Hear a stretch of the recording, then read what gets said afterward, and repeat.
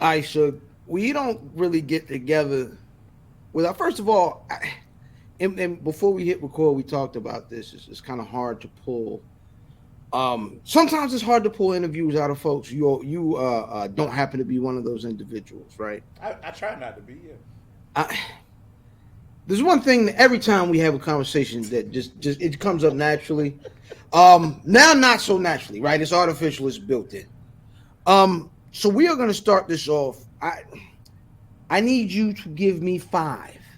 When we did the Where's Buffy podcast, we would call this the shooting five. Okay. Give me your top five pro wrestlers as New Jack City characters. Oh, wow. Mm-hmm. Yeah, no. I ask good questions. Like, I mean, it's a lot of niggas out here, and y'all ask what y'all ask, but this is what we do. Wow. Okay, that's crazy. All right. Darius Cartier as Kareem Akbar. Oh, like the brother from the bank. The brother from the bank, Kareem Mack. He just looked like somebody you would just want to pin it on, go straight to jail, collect $200, like that whole joint and everything like that. So definitely want to do that. I would do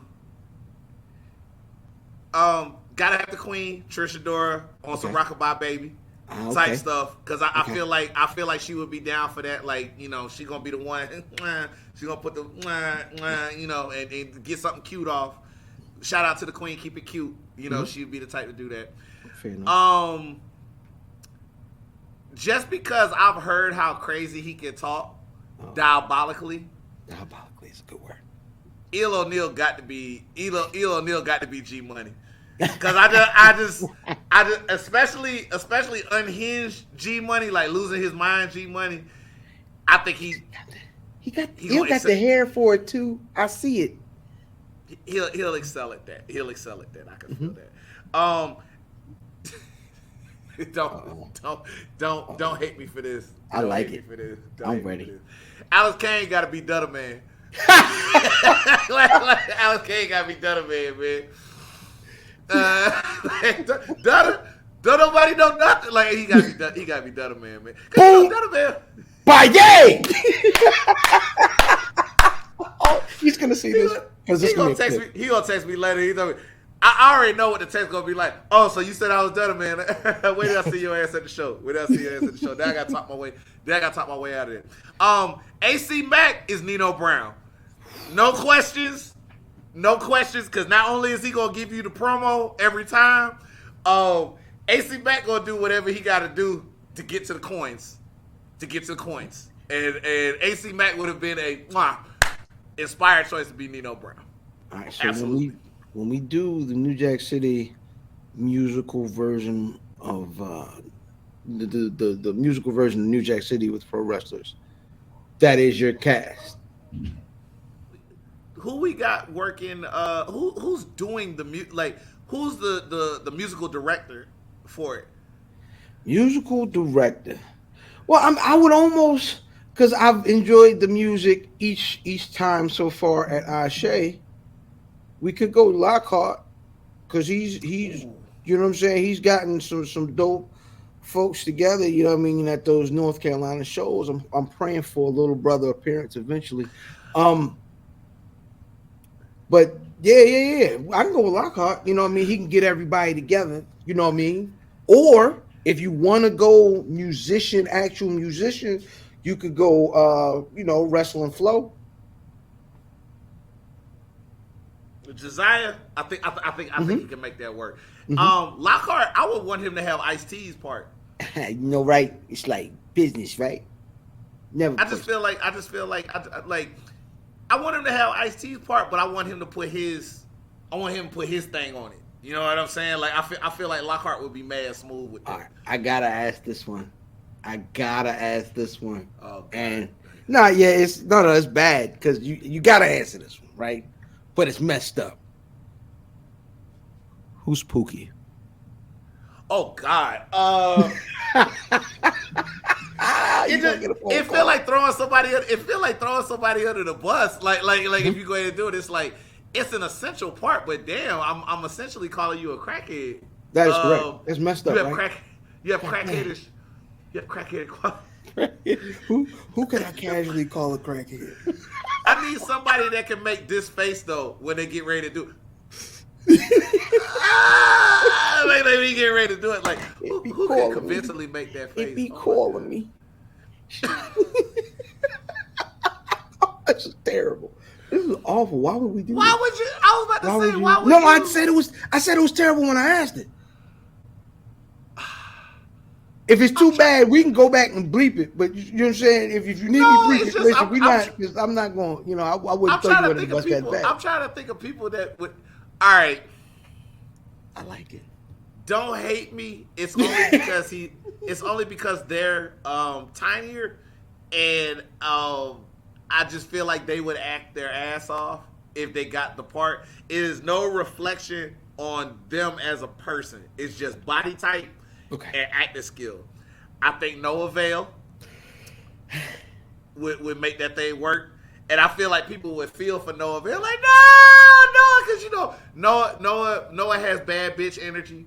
Right. And to watch that disintegrate as they go deeper and deeper into the crackiness is like yeah, I think that would. With the jumping jacks. That movie might be old. No, Vale's very slight, so yes, it's perfect. I'm sorry. The movie's older than Noah. Oh, it's older than most workers. It's the first bootleg I've ever seen. It's the first. You know what I'm saying?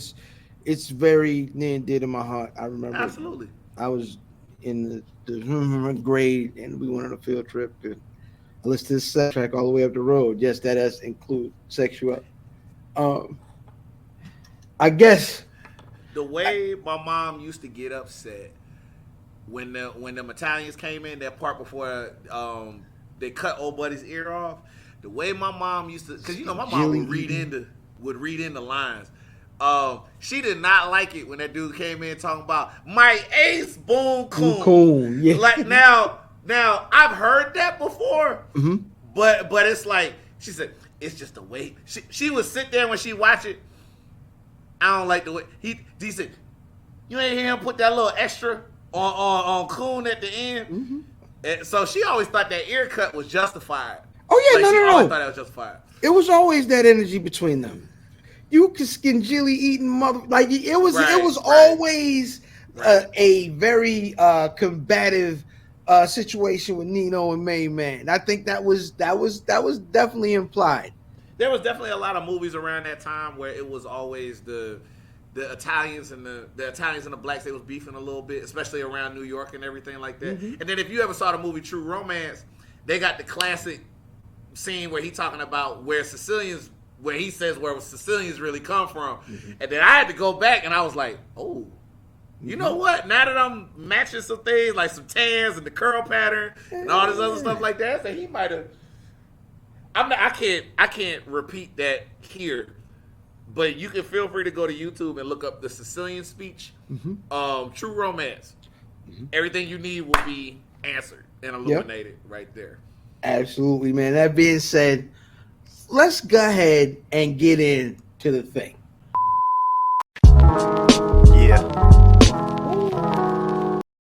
Yeah, it's Talk Heavy. Brother fam, it's BRP 50 season, and we're talking to these folks that matter to the culture. We've already been talking for a substantial amount of time about the movie that means everything, New Jack City. That being said, man, you're Pan-Afrikan Diaspora champion. That one right there.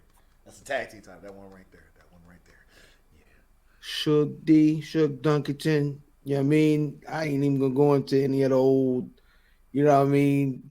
You know what would have been slick is when you were doing the basketball thing if your name was like Spalding. Anyway, Suge D, we got Suge D in the house, man. What's going on, brother? How are you? Thank you for coming through. I'm good, man. Stuff has been busy. I honestly actually had to tighten up the schedule a little bit. Like I had to take a few less shows. Because I just wanted to work on some different stuff. Like I've been taking some time working on some different techniques. Just kind of working on myself, and now the schedule's about to kick back up. pretty serious in a minute. So you catching me at a good time. I wish they had already announced it already, but I got a little surprise coming up pretty soon. Like soon. I don't know when this is dropping. This But This is going to drop leading up to this. Will probably be by the beginning of middle of June, maybe. It would have been happened by then. Let me just put it that way. Okay. But I'm excited for it. Dope. That's dope. Now we were just talking before we got on here. We started to mention some current events that the Drake Kendrick thing we talked about a bit earlier, right?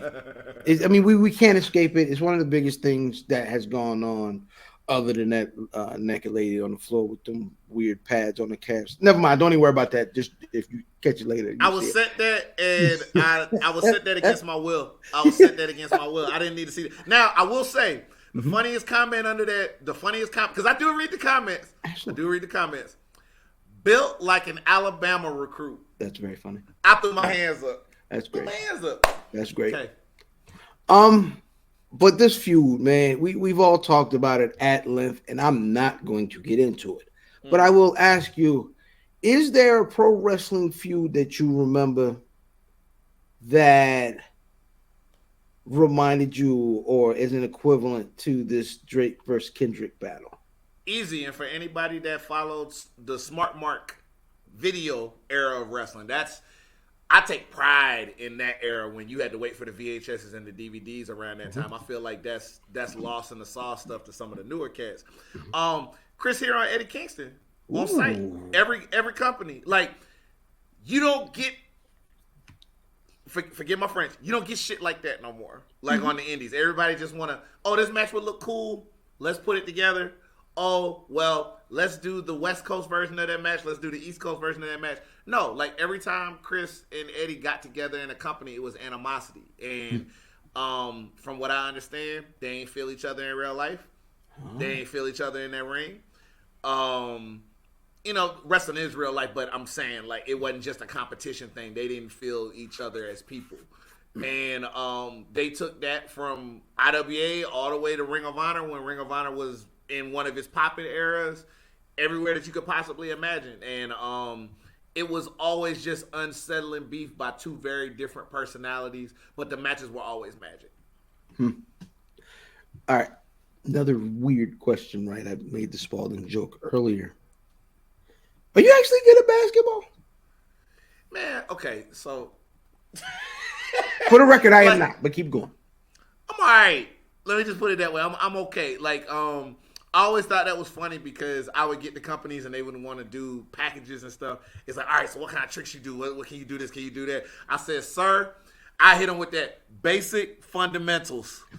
Basic fundamental. My fundamentals is sound, but you ain't going to have me over here Iverson this and Escalade that and, hot sauce this. I can't do all that.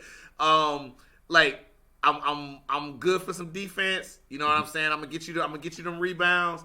I'm not the guy that you need to ask for a trick shot. I'm not gonna make that happen. I'll be the first one to tell you. I'm not. What did Wayne tell Drake? Rap about what you know. Stick to that stuff that you stick to heartbreak and girls you want to date and places that you have visited. As soon as he started trying to get into I just hit the switch on that nonstop on that gun talk. That's not you. That's not you. You weren't built for that. What is it? You don't have the facilities for that, big man. Hey, listen. Okay? I'm gonna be honest. The majority of the folks that talk don't really have the capacity for that. However, that's sound good. It sound good. It do sound good, man. In fact, listen. You know how much drugs I sold listening to Pusha T? You know what I'm saying? On the way to my 9-to-5 job. It's just sometimes it's just music, and that's okay. Port of Miami, Rick Ross got me through some terrible jobs. Like he's the reason I woke up some days to even go get that money sometimes. And it's like, Pusha T, I know when we talk rap music, there are definitely some people that get pissy sometimes about certain artists, and they're like, well, all they rap about is the same thing. Look, I look at it like a restaurant sometimes, right? If I went to Popeyes and Popeyes started selling hamburgers, I would think that's an issue. When I go to Popeyes, I know what I'm going there for. I'm going to that drive-through, and it's gonna take me 20 minutes to get spicy. That should have been dropped an hour ago, but that's fine because it's gonna be fresh. It's gonna be. I always gotta pull up. I be pissed off when I pull up, and then I get what it is. I know what I'm getting every time I get it. When I listen to Paul Wall, he gonna have 5 million metaphors about posting up and slabs, and he gonna talk about these grills and how he trying to get to this money. That's fine. He's one of the best at it. Pusha T got 5 million ways to talk about cocaine, and all of them sound good. I'm good. I don't need you to necessarily discuss anything else. If you're world that issues. great at what you're talking about, yeah. I do not want to hear the world issues. Pusha T records. Yeah, that's fine. Go to school, get the voting. Like I don't want to hear. You know what I mean? That's common. I'm gonna go to the Go album if I want to think about what's going on in my life and things of that nature and whatnot. It's different things. It's different people for different things. I like when people get outside their box, but if you decide to get outside your box, you need to come with it. I remember there was that one year, it was around that time, AOH came out. Mm-hmm. Everybody was wondering what Kanye was doing. Completely changed the sound. Because some albums need to be reevaluated, just like how they're reevaluating Mr. Morale. Mm-hmm. Part of the reason half the people weren't feeling Mr. Morale when it first came out, Mr. Morale was literally a mirror to people. It was hard for people to listen to because it literally has tracks on there that remind you of all the things that are messed up about you. Yes. And I wasn't afraid on them long nights. I'd be having some long nights in the car into mornings. Sometimes them 1 a.m. to 7 a.m. drives are where you find out about yourself. And I didn't run from them songs. I listened to them songs, and I had to learn from them songs. So if there was ever a positive that came out of this beef, there's so many people going back and reevaluating that album and really being like, you know what? I messed up. I should have faced up to what he was saying in this album in the first place. So I'm glad it's getting his flowers now. But, different rappers for different things. The thing that I think that messed Drake up, ultimately that led to this, Drake tries to be all things. Mm-hmm. I'm the best romantic rapper. I'm the best kind of singing a little bit, but rapping rapper. I want to be a UK rapper. I want to be a island rapper. I want to be a gangster rapper. I want to do all this. Like he literally tried to do everything. And then for those of us who pay attention to the different genres, we see you get buddy with the drill rappers from the UK. We see you get buddy with Popcorn, and then you leave him off the damn album, which should have been one of the best songs on the album, Controller, until you took the whole song over. Because I heard the leak version of that joint. Girl, your body good. When he come in there, like he ripped that song to shreds. This one hits a little closer to heart probably. You stole the whole cha-cha flow from Dram to make, Hotline Bling, which was a hit. But show some love, show some credit to who loaned you that style. You was a New Orleans dude for a minute. And honestly, my era of Drake was all the way back to So Far Gone to probably like Views. After that, it's like he was just trying too hard to beat everybody else. And I just couldn't do it. And honestly, the last time I got into something that was Drake's, and it's probably an album a lot of people weren't really feeling, but I didn't care because I liked the way he dived into it, and I liked that people were testing that era out, was honestly Nevermind. Because it was black people dipping their toe back in the house again. And hey, I listen, love house music. Hey, listen, I'm from just south of Baltimore. There were certain records on that sticky record. Oh, my gosh. Listen, there's certain records for me that it sound like home, and that was one of them. And now I feel like it's funny because as many styles as he's kind of jacked, I feel like he started these big artists trying to make these club records, and now you got whatever that dance is, the main man be doing from Philly. You know what I mean? Like it was born out of Drake being able to, and this is the thing that's good about, I don't know why we're talking about Drake so much, but the good thing about Drake is Drake can gamble. Drake can make the record from somewhere else because he's always going to have that very, very safe for the radio record in his pocket just in case that first one doesn't work. But see, that's just it. He gambles so much on other people's sounds. And now that always come back around. You see how you said like he'll be the one to take the sound places, and then other bigger artists will start jacking that sound. But it's like you're supposed to pull some people up. You're supposed to pull some people up with you. And there was plenty of people that did not get pulled up whenever he decided I want to be in this phase or I want to be in that phase or this, that, and the third. And I think off recording, we were talking about how when you become the most popular guy, you get all the love, but you get all the hate. Correct. I'm always big on saying this is about wrestling, this is about rap, this is about anything where there's competition. There's always two people. It's the most popular and it's the best. And they're very rarely ever the same person at the same time. So there's always the guy that's selling the records, and they'll do the whole argument of numbers, draw, this, that, and the third. But then there's the actual best person who got the best lyrics, was killing it the whole time, this, that, and the third. He might not sold a dime, but people who know recognize, oh man, that's the best. That was the best rapper this year on a technical level. They're very rarely ever the same person. I forget who was running it that year, but this is gonna be a super deep cut. Do you remember the year when Pimp C got locked up and Bun B just started going on everybody's feature and just started going crazy? Bun B was the best rapper that year. He definitely has. Listen, Bun has always been, because Bun. Here's the thing about that run with Bun. Bun has multiple records with Talib Kweli during that run, and I think that tells you everything you need to know. Like, no. We can do these hits, and you know what I'm saying? But I'm gonna go out there with the rappers and show you that this guy, you know what I'm saying, that you guys have pigeonholed as an underground king, can rap with anybody in this industry. Absolutely. He put a lot of respect on Texas' name with that early, before the whole screwed and chopped still tipping movement and all that other stuff. Man, you don't want to get me started on like rap parallels and wrestling parallels and all that other stuff like that, and switches and shifts, because that stuff is crazy to me. But the point I'm trying to ultimately make when it's all said and done with the whole thing is, there had to be a day of reckoning eventually with Drake. You've been on top so long, and there's so much that you've done to get on top, and you can only step on so many people and jack so many people for their style before that come back around. He got to a point where he thought he was untouchable. I feel like the way that he was handling Kendrick is like the way he thought he could handle me. And I think a lot of the times backpack rappers, especially because some people still classify Kendrick in that backpack rapper type deal, which means I don't think they've been really paying attention.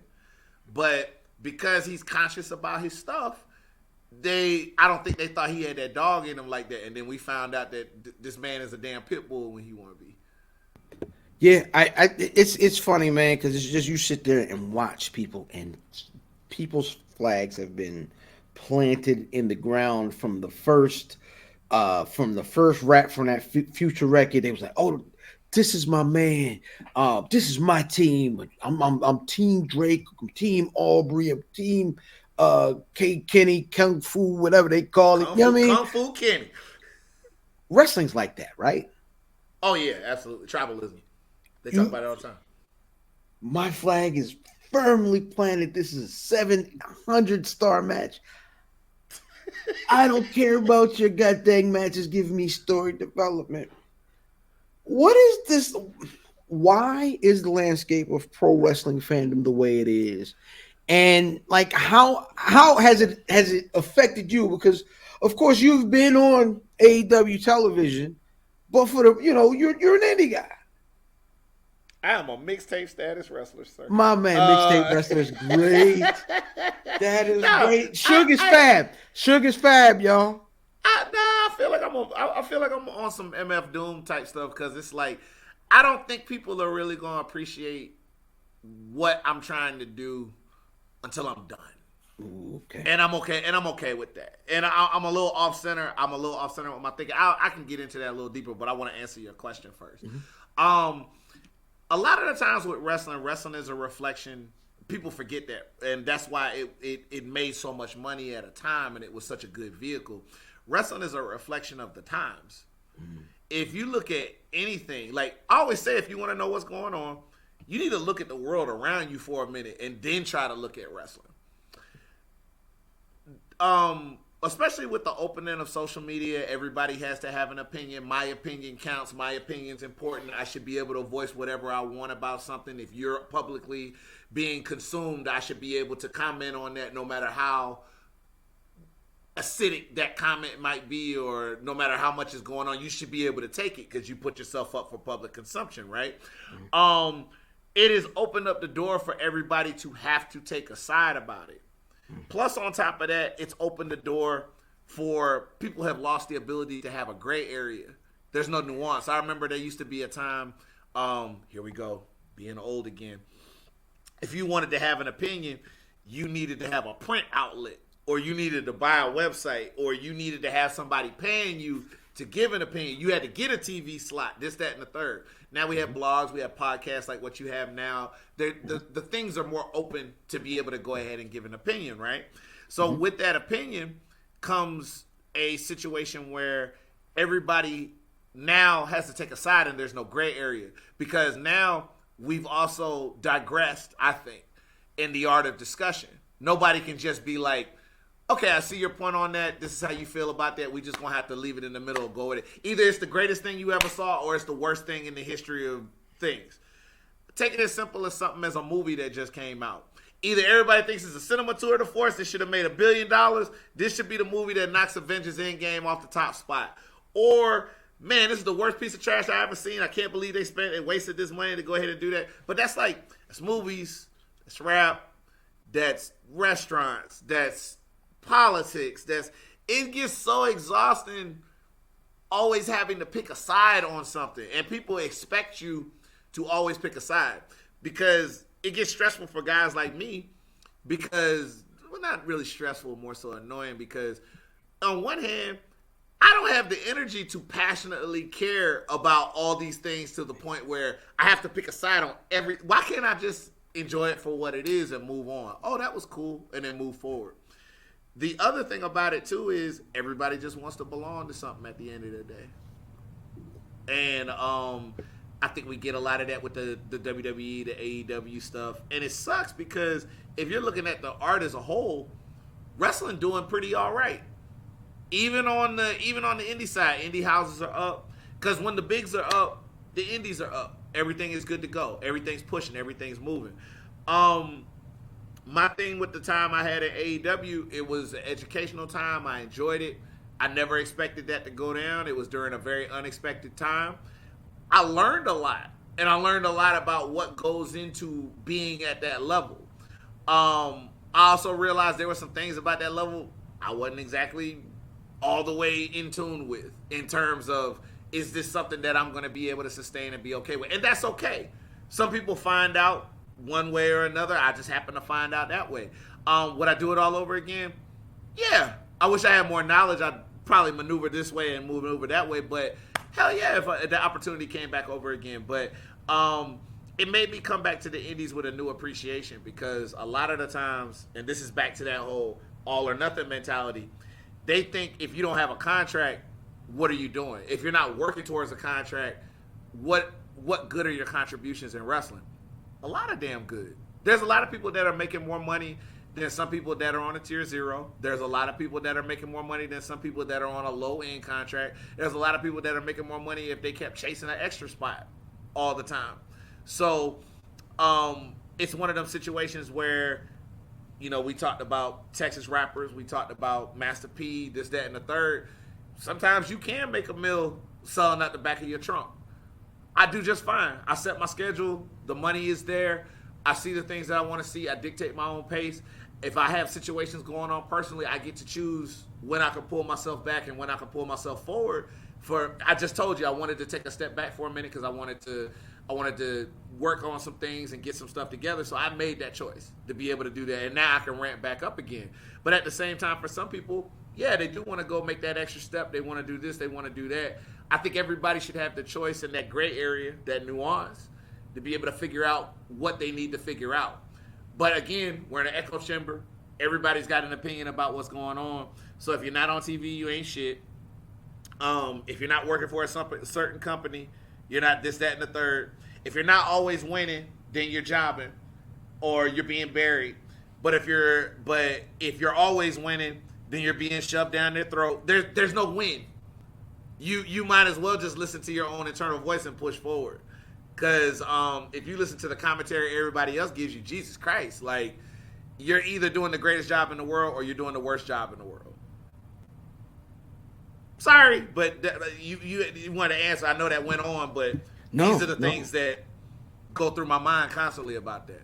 But that's the reality of all of this. Hell, either this is the most important world title or people wonder why it exists. And I don't have time to validate why you think it should exist. I just got to go do the work. Listen, that we'll get back to that.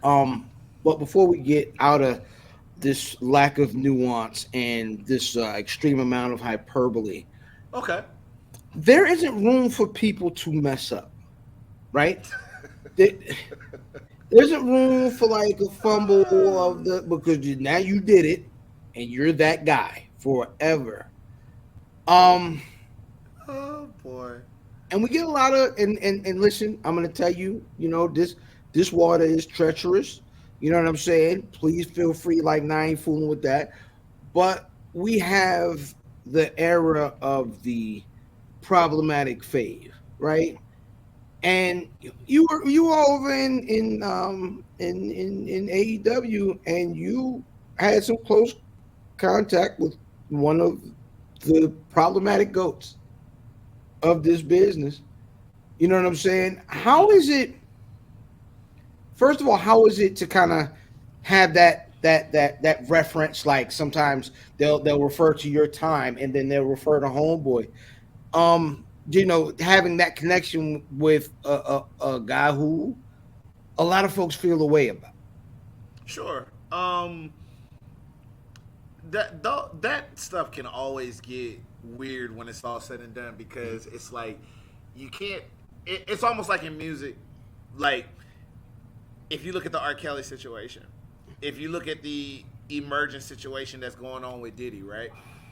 There's so many people that have big hits, opportunities, doors that got open, this, that, and the third, that are connected to these people, right? It's like it just wouldn't have happened if they weren't involved. Like, let's not saying it couldn't have happened in another universe. It just would have took a few more million universes to get to it, right? This is back to that whole thing that I tell you about nuance. And another one of my favorites, two things can absolutely be the same thing at the same time, right? I get so tired of that mentality that people have, where because somebody did something that they can't walk back from, or they made a big mistake, all of a sudden all their stuff was bullshit. Right. It was the worst thing in the world. It was whack. I don't know how anybody could like that. What's all said? CAP. You know, like with a lot of that stuff, it's like, look, part of why we're upset is because they made beautiful, beautiful things, and then you spoil them because now I can't enjoy them wholeheartedly and praise you wholeheartedly because look at what you've done. Like, look at what you've done to us. So I'm not gonna negate, like, he done gave us work. You know what I'm saying? Decades of work, moments, this, that, and the third, and everything like that. But at the same time, there is some stuff that's dropped. There is some stuff that needs to be addressed. Can I say that I felt personally slighted by him or anything that's going on? No. Hell, for that whole minute and 30 seconds that happened at AEW, I owe at least a minute of that to him, because I wouldn't even, and it's documented on his podcast, I wouldn't even got that long had it been just left to the original creative. And he's the one that fought for me to get the promo and all this other stuff like that. It was his idea for the pyro to make a big deal about it, this, that, and the third. I can recognize and be cognitive of the fact that, like, yeah, man, he really went out of his way for that, but still be like, hey, there's still some stuff that needs answers about how you moving. And that's really all there is to it. And it's like, I think the people that get into those situations where it's like, well, you need to condemn him this, and you need to do this, and why are you still following him, and this, that, and the third, and everything like that. I feel like that's almost as performative as how they feel sometimes a lot of that other stuff is. It's like, okay, this is the current fire that you want to jump on right now because this is somebody that everybody's on. They're the main character. So this is a chance for you to get your shots off and say this and say that or whatever it is.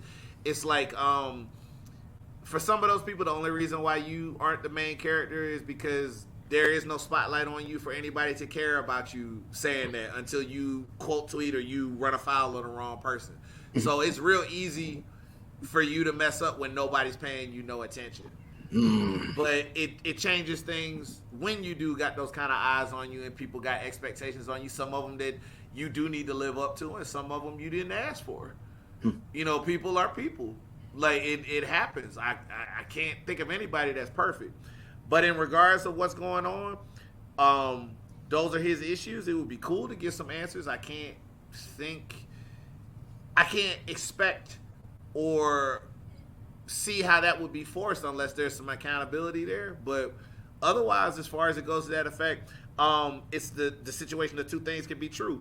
There's definitely some weird shit that's been going on the past little bit, but it's not like he hadn't done all this work prior to that. But, you know, now it's now, and we're just trying to figure it out, and we're trying to navigate it. That will easily be the toughest thing. You know what I'm saying? We talk about today, and maybe let's switch it up to maybe the easiest thing we'll talk about today, and that's why are promotions like ASÉ and F1ght and ASÉ, like these black promotions in this business that I always say was created for and by the white man. Why are the promotions like that so important now?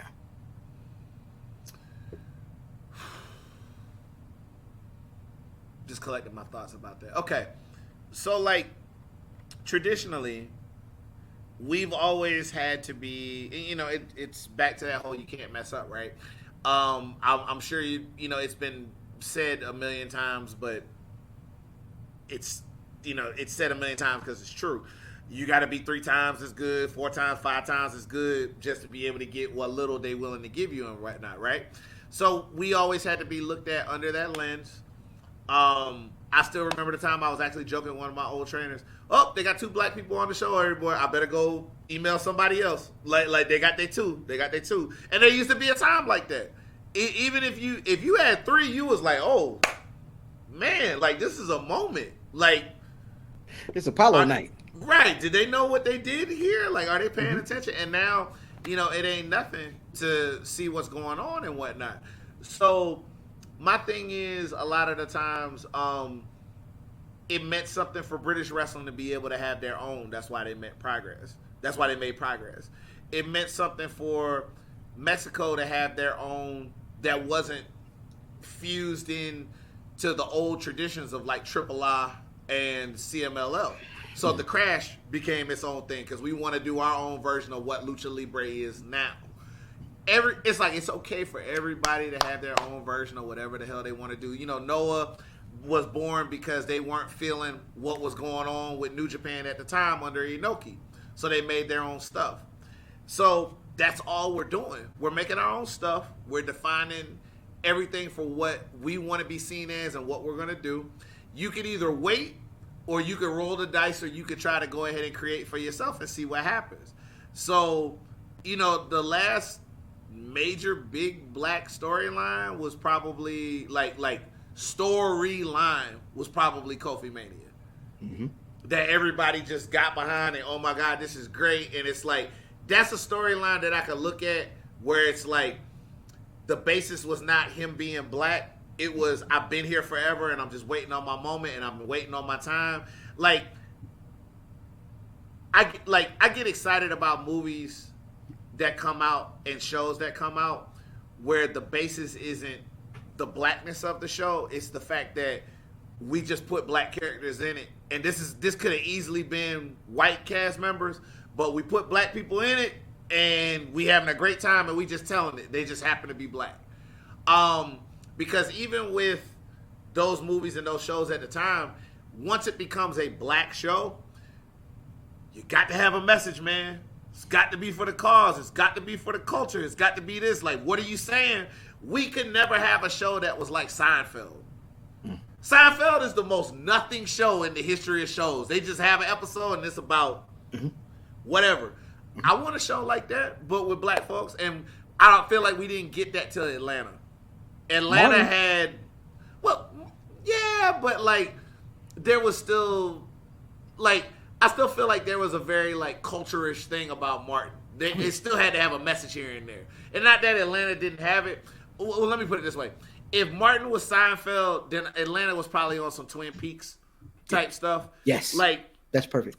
I got excited about like when we got, you know, Watchmen, and I got excited when we got Lovecraft Country, and I get excited when we get Us and all this other stuff like that, because yes, they're obviously cultural, but at the same time, that's not the genesis of like this is a black movie. No, it happens to have black people in it, and we're gonna run with this, and we're gonna run with this plot. Kofi Mania could have been anybody in that slide. It was supposed to be for somebody else in that slide, but Kofi plugged in, and it worked, and it took off.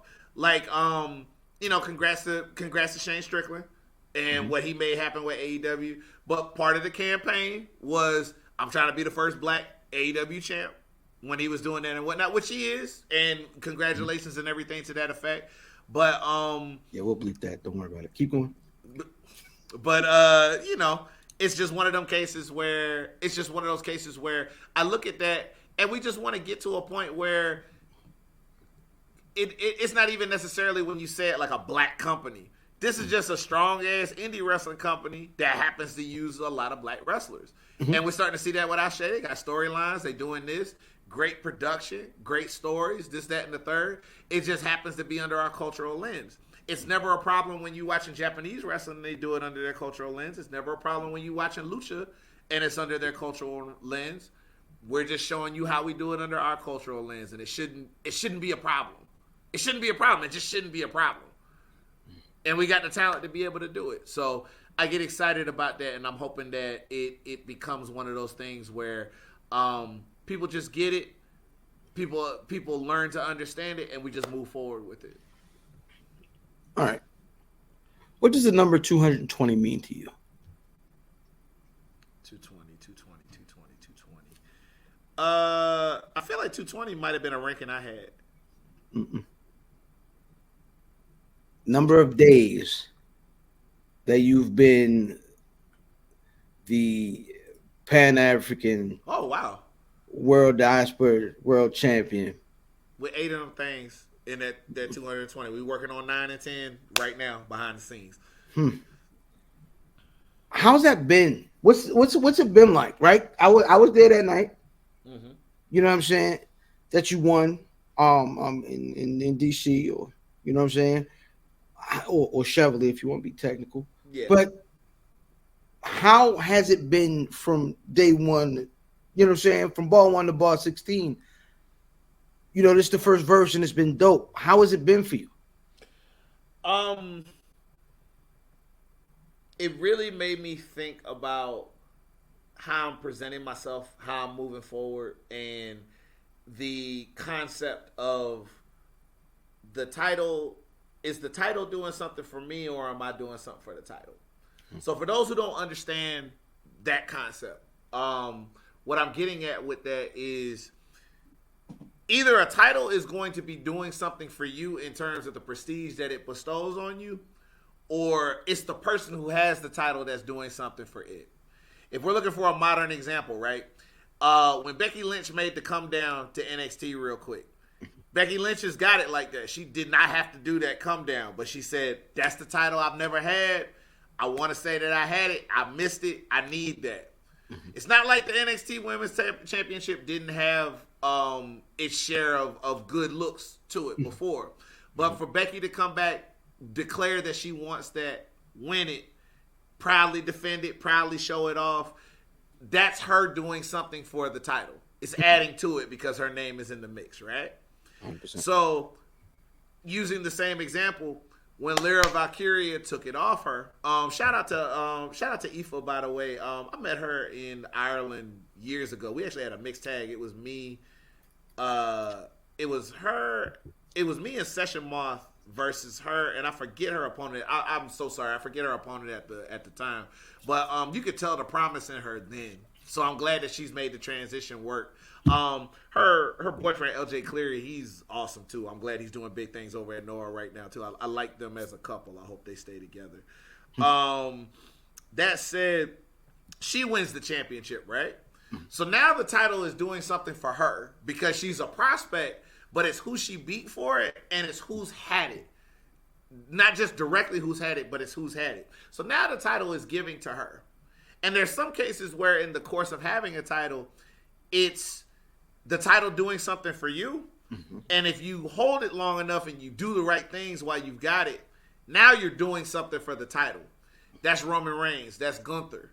They've had it so long. The bangers have been banging, this, that, and the third. It's like the man is just as important as the championship. Granted, it's going to do a lot for whoever gets it after, but it's like ain't nobody holding it the way he holding it, right? So I'm trying to make this an Ellis Island. There's people who we know that have challenged for it. There's people who we don't know that are challenging for it. There's still stuff that we're working out along the way. I'm excited about the fact that Papa Jace out in Las Vegas, he beat Trish Adora at Grap House recently, and he was ranked in the PWI. So now we're going to figure it out. I'm going to make my way out to Las Vegas. We trying to figure out what's going on. The man needs his shot. The people need to know who he is. People need to see him spotlighted. And I'm looking forward to it because I'm even finding out about people that I didn't necessarily know about because I have this and people want their shot. At the same time, there's a wish list of people I want to go through, and I'm hoping I'll be able to get them and give them their opportunities, be able to give them their flowers and whatnot.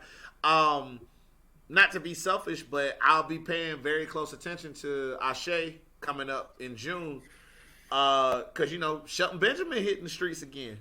And my thing is, you know, and this is just me speaking facts, Shelton Benjamin to me, world title material. Should have been had a world title. People will always use that whole thing. Well, he didn't have a character, and he didn't have a character, and he wasn't the strongest promo. Come on now. I mean, how many people weren't the strongest promo, and they didn't have the great, but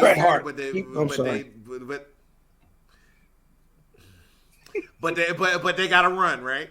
So, if he really out there and he really still doing something, I think it would be crazy for him to be able to, as much as he means to our culture, I think it would be crazy for him to be able to get a shot.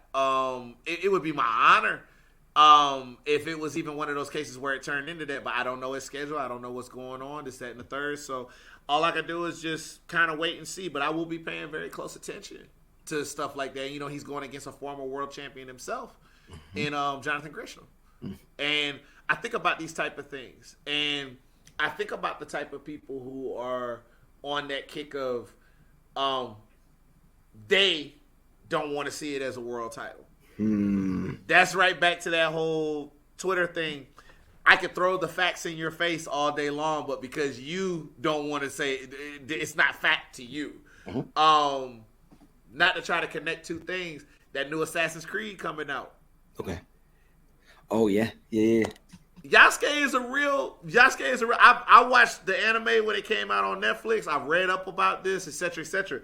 Yasuke is real, and the crazy part is, I did not expect Japanese to come to our aid in Twitter arguments to argue for us about Yasuke being a real deal. If we're gonna have a game about it, it's perfectly fine. We not even tripping about it, but they're over here talking about you know the types.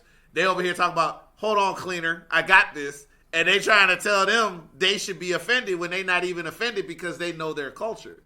And I feel that way a little bit because it's like, you know, we got PWI that have recognized and have told you this is what it is. You've got companies that will claim world title but never leave their state. Always in the same spot, never put in the miles. I've got the miles. Trish had the miles. Trish had the passport stamps. I'm working on the passport stamps. We've got the competition. You know, I'm active. I'm in different companies and I'm still working it out with different companies. So my thing is, it's like I could get into that argument with you, but I'm not because I'm out here doing it. I'm busy. I'm trying to make something happen. Like I'm not gonna have shit. I guess I got to be real about this. I'm not entertaining bullshit. I know I was very big about that this year too. I'm not entertaining bullshit, and I'm not entertaining debates, arguments disguised as debates in bad faith. You already know you coming in on some bullshit when you're having the argument. I'm not entertaining that. I don't care. I'm out here doing what needs to be done. And the thing is, the longer and longer we go about this, and the further and further we're going with this, the more people that are correcting people when they're saying it's the world title, are going under comments when they make pictures of all the current world champions. Hey, you forgot one. You forgot two. I remember that felt good. You forgot two, because the IWTV championship, for the Independent Wrestling Championship, and the Pan-Afrikan Championship became world titles at the same time with official PWI. Put respect on both of those, please, because they're doing the miles and they're doing the rounds and they're doing the work. At one point, they were doing more work and more miles than the NWA title was doing, and that is a recognized world title. No disrespect, just saying what it is. So, my thing is, since having this, my biggest hurdle has been making sure that I'm seen and making sure that this is seen the way that it needs to be seen. And my time can't be forever. I need to be in position so that whoever gets this next, they know the expectations of what comes with this. We can't stop, because there's already a section of people who don't want to give it to us anyway, that don't want to give it to us anyway when we're doing exactly what needs to be done. We're doing more than what needs to be done, but you know the deal. We got to do 5 times more. For half the love, man. I'm gonna run through a couple of matches. Just a couple of words. I don't, you know what I mean? Just what do you remember from those matches, and how'd you feel? And we'll start with, of course, the one that started it all, man. Darius Carter, Trish Adora, triple threat. What pops in your head when you think about that match? I think it was a beautiful piece of business. You ever see The Great White Hype? Indeed. Man, you gonna love this one. Okay. It's like I painted a beautiful picture of the Mona Lisa and forgot to put the breasts on.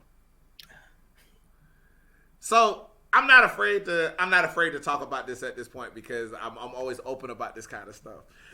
I think it was a beautiful piece of business until the ending. Okay.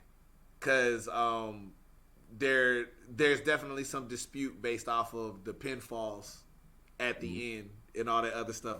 I just remember being like, oh my god, like it being a little flat, because there was some dispute about the count and the shoulders and this, that, and the third. And it's had me fired up ever since that happened. Like, because the match with O'Shea, I came in there like, look, man, I feel like I'm getting the love, but for anybody that's doubting it based off of any possible dispute that might have happened off that last match, I ain't gonna leave no room for it when we go into this match. So I think it's a masterpiece that has a weird chink at the very end. But it's special to me, and it's special because of the fact that I take all I talk about Trish a lot. She made me better with every match. I think she makes people better, period. And I still don't think that she, I'm a broken record at this point. I still don't think that she gets the love that she should be getting, whether it's on the indies or whether it's on TV.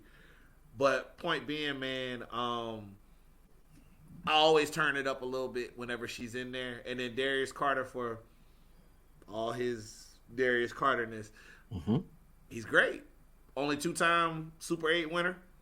You know what I'm saying? Champions everywhere he's going and everything. Not this one, but, otherwise champions everywhere else he be getting and all this other stuff like that. That's what is so upsetting, like what we were talking about earlier. 2 things can be the same at the same time. Hell of a competitor, asshole. Okay? It happens. Like it's you don't have to be friendly to make it in this business, and he's proven that. So go ahead. One of my favorites because of the build. Caprice Coleman. It's the match that I never thought I would get to wrestle. Like that was one of those like, ain't no way, like ain't no way. So when they told me that this was a possibility, I'm like, what word? Like he's this, that, and the third, because I thought Caprice was good to go.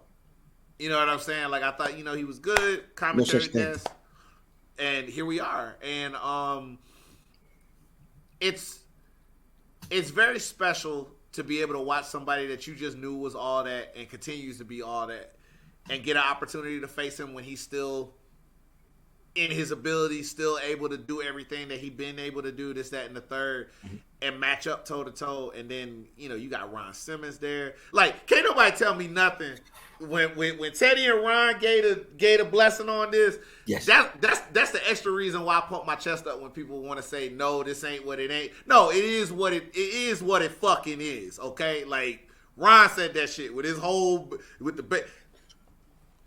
that got some weight to it. That like got some weight to it when he held it and all this other stuff. And it's like I remember being in the back and me, Grish, Ron taking that photo together. Like that's 3 world champions right there.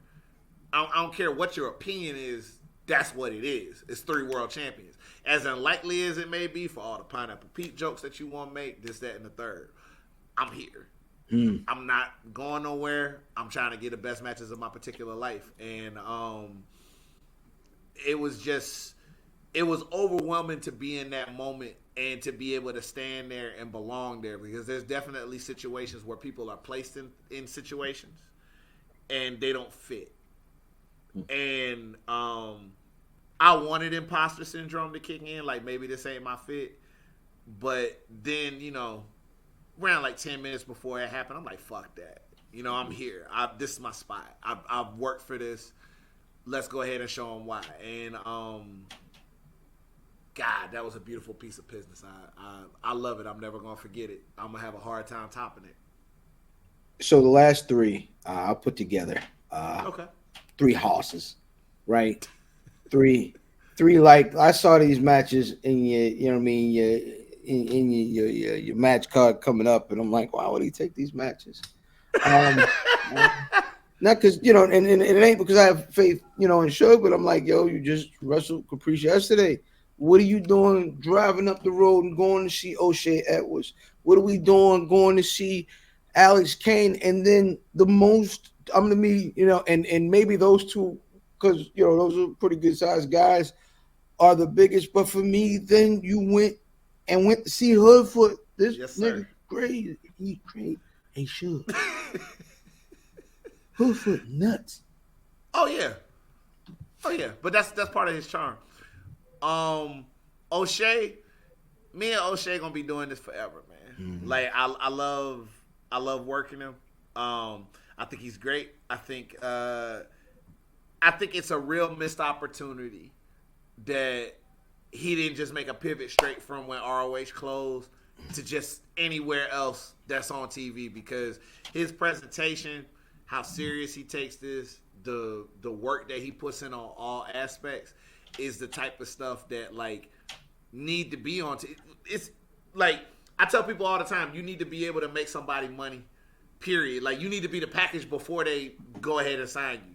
And he is that. So it's like, why do y'all not want to make money? But okay. These aren't my decisions. Very pro wrestler looking pro wrestler. Right. And we've gone back and forth since, Southern Fried all the way back in Georgia when he was just starting. And it's just growth every time we see each other. We're never the same man every time we come back to do this, and it gets better and it gets better. That match, I had to decide if I wanted it or not. Because you saw how that match started. I don't think I got anything rolling for like the first 5-6 minutes of the match. Like he beat the brakes. Like I'm not afraid to admit that he beat the brakes off my ass. Like when that match started, like all that went out the window. And there are going to be matches. There are going to be times, and this is exactly what you said. I went the distance with Caprice. Get you a little bit of sleep. Make the drive up there. O'Shea is freshly rested. That's his area. He comes through there and whatnot. Those are the moments where you have to decide, like, is this really what you want to do? Do you really want to because you could have took a nice little match on the undercard. You could have been a scrambler, scramble. You could have just not took the booking whatsoever. Why are you going up there to do this? Because I have to. Because the moment I don't take bookings like that, the moment I don't put myself through that, the moment that I don't take those challenges, that's when people get to be right about what this ain't, when I'm telling you what it is. Because whoever you recognizing as your champ ain't back-to-backing like I'm doing. Whoever you recognizing as your champ ain't putting in the promos or putting in the work or putting in the miles the way I'm putting in the miles. So that's no knock to what they got going on, but I've seen what you accept. I see what you cheer. I see what you put on a pedestal, right? So why am I supposed to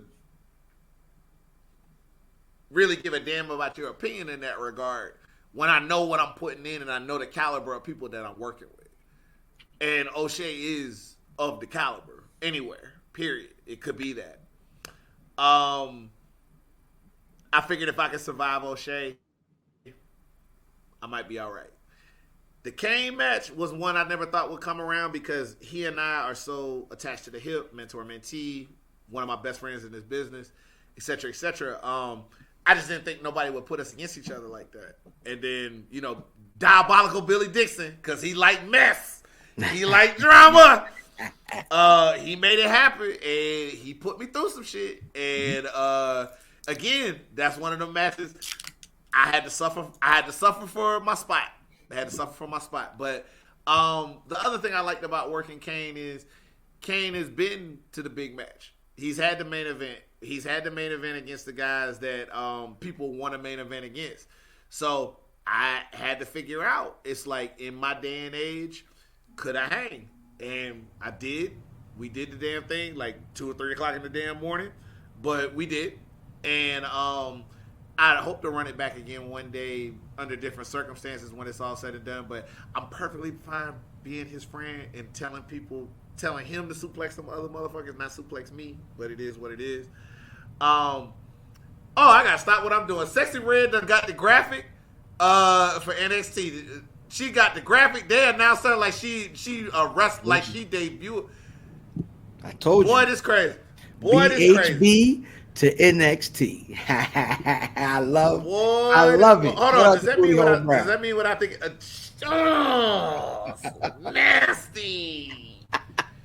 Nasty. Oh.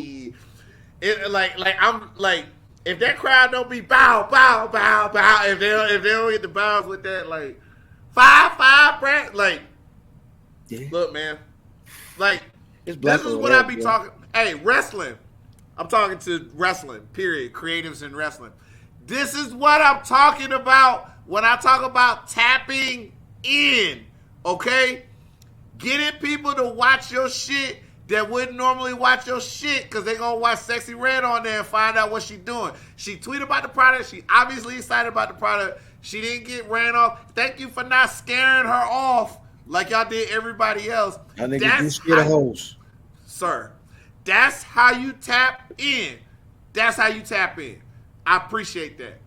Because let's not forget the Bad Bunny disco. Who is Bad Bunny? Oh, he only sell like 5 billion freaking records. Y'all knew who Bad Bunny was when they went to Puerto Rico. And the ultimate flex on that Bad Bunny before I get back on subject. Bad Bunny, the song that he came out to at the pay-per-view when he went against Damian Priest, Chambea, that was like not even super popular Bad Bunny. Like Bad Bunny was popular in Puerto Rico. He went like worldwide. That was a deep cut. And everybody in that arena was going crazy word for word, bar for bar on that joint.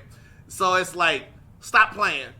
Stop playing. They had that place sounding like a concert when that dude came out. So like, stop playing on Bad Bunny's name. It's like, I really need y'all to stop playing on just because you don't know something doesn't mean that it can't be good. Or maybe your circle is just too small. And maybe you need to work to expand that or whatever it is. What does Seahawk say? You need to work to get some bitches or something like that. I don't know. I don't know what to tell you. Shout out Seahawk.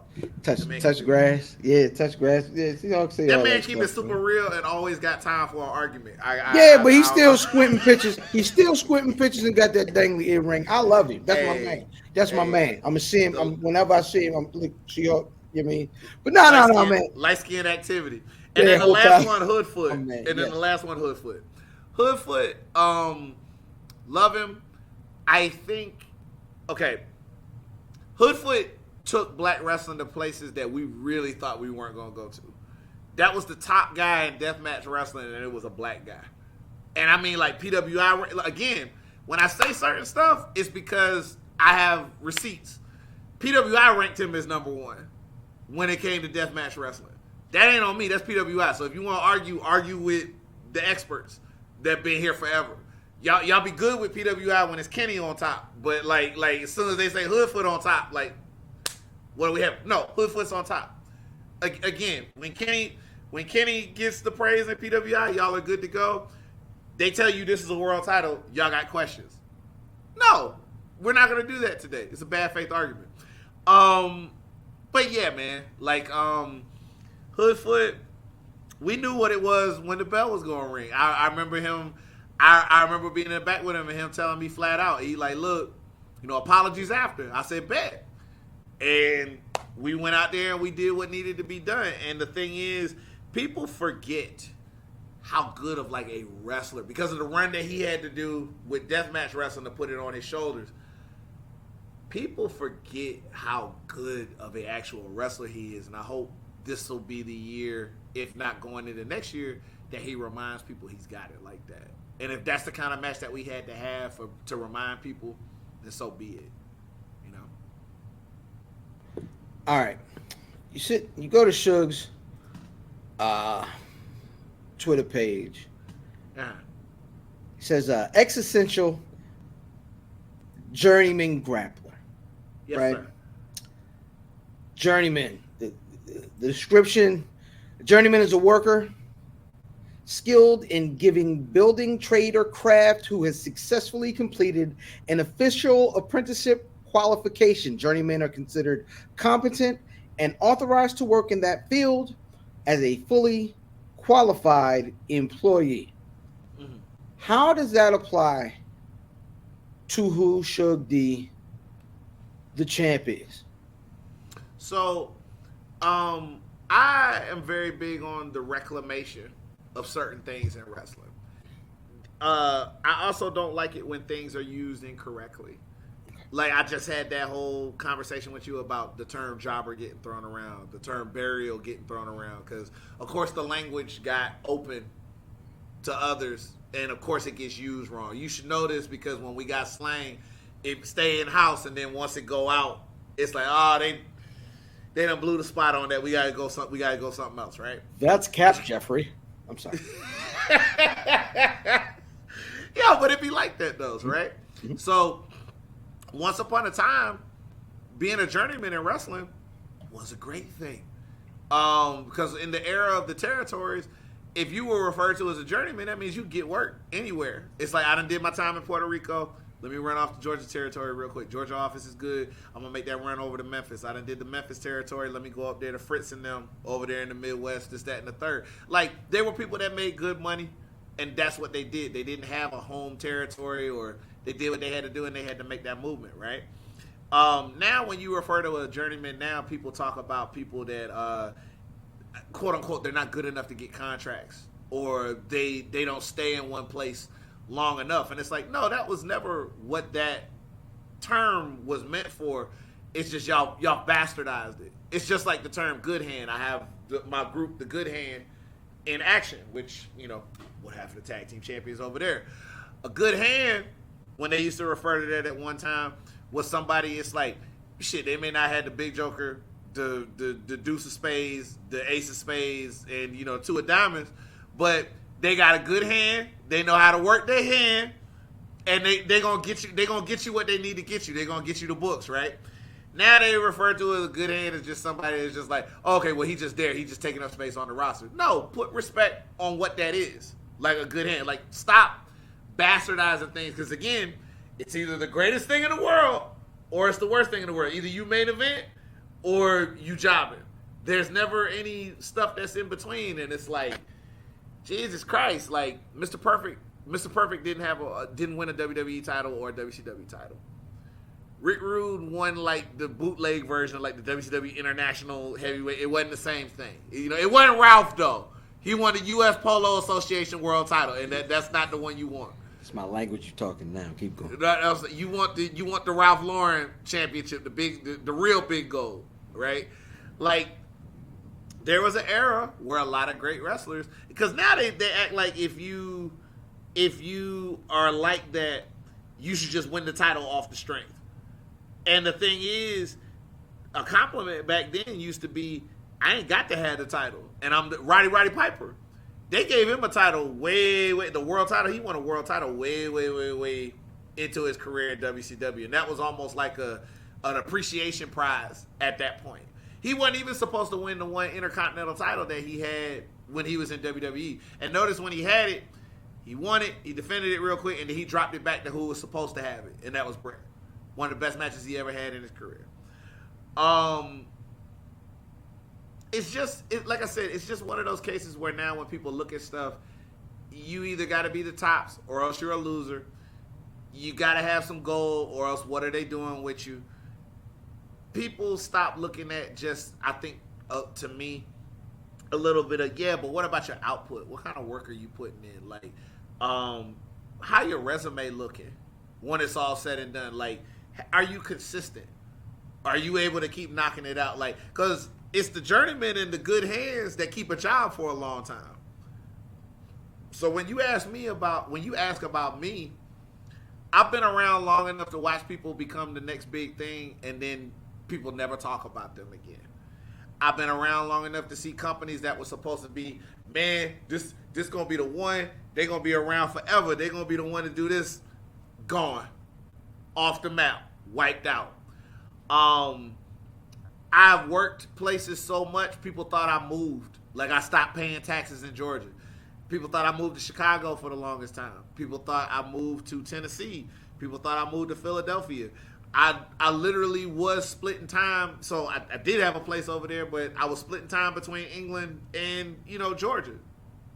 I was doing that. But I was doing it the way territory people used to do it. You attack a spot.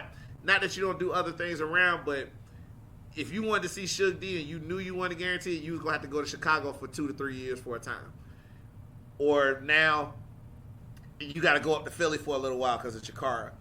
It's only just now in my career that I get the luxury of doing as many bookings as I'm doing in Georgia right now for the money that I'm making right now. And I get to be home. Like, I get to, I drive 2 or 3 hours and I can still get back in the same night.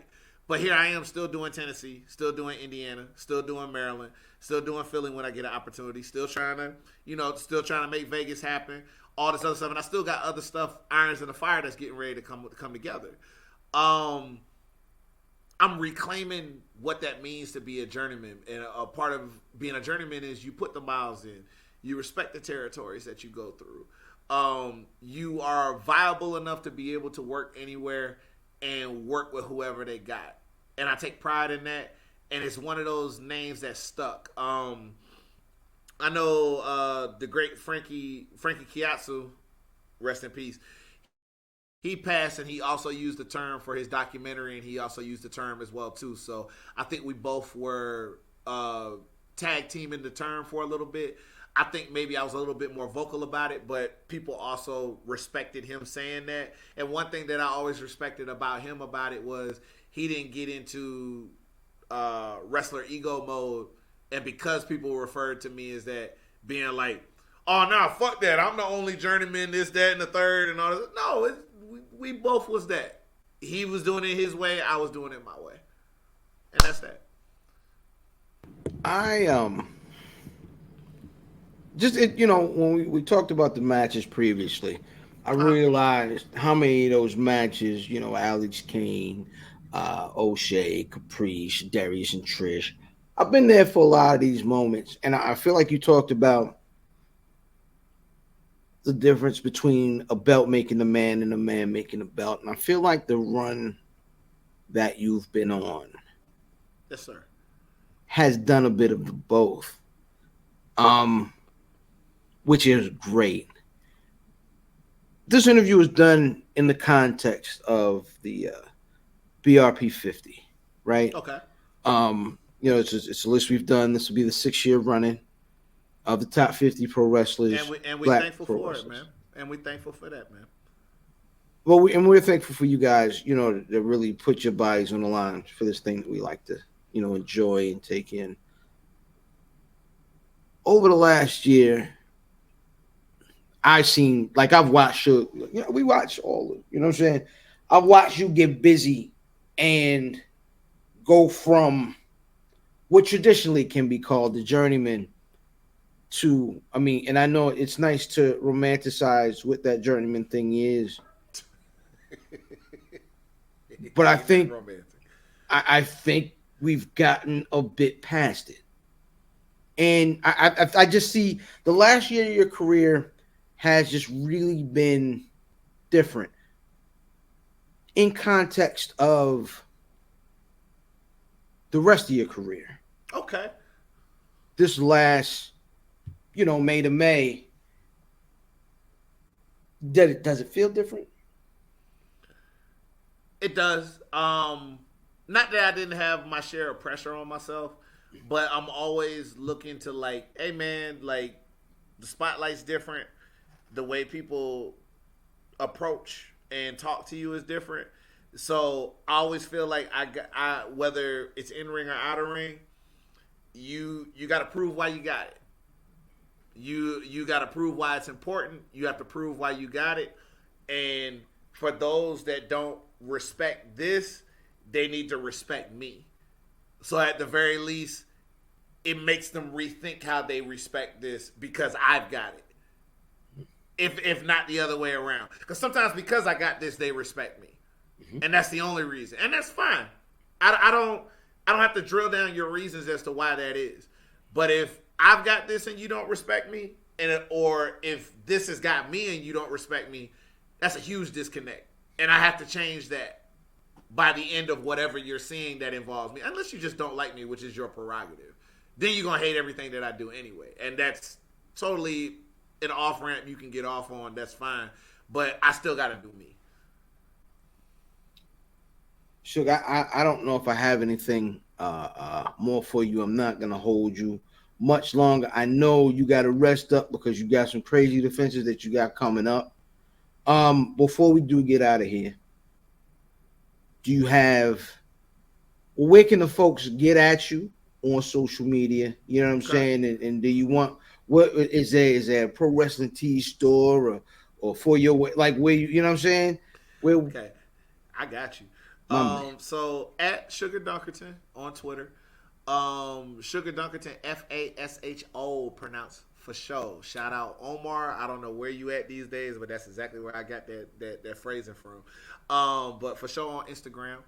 ProWrestlingTees.com/Sugar Dunkerton. I got old and new all through. I got everything from my first shirt design all the way to like what we're doing now. I really need to drop a new one at this point. I think I really want to do something to commemorate this. So hey, I'll reach out to somebody. I know a guy that does great merch. He also curates. He's the curator of the BRP 50 Brother Math, aka Merch Making Math.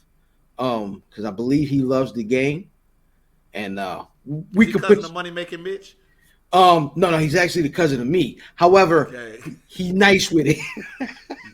But yes. If you've seen the BRP designs, that's cousin, and we can get to that. We put that together. Got my interest. Definitely got my interest. But nah, and other than that, I feel like the only other things that I want to shout out, I actually got something I definitely want to shout out, and I want to make sure people know about. A good example of somebody that I think did what needed to be done to be the product before something came out. Pretty Boy Smooth, salute and shout out to you. He recently put out his PB Provide scholarship again today. You know how hard it is to do something like that when you don't have like no backing. That's just you doing it. So I shout out, NWA for giving a platform to let people know about it. But PB didn't give up on it, and PB's actually, definitely using it to get more spotlight on it when it's all said and done. And that's the kind of stuff I like to see. That's the kind of stuff where it's like, this man has already done the work to put himself into being a star. Shout out on his win for NWA Exodus, that championship, because he's the first and also representative of their particular territory. But on top of that, we just need to see more stuff like that.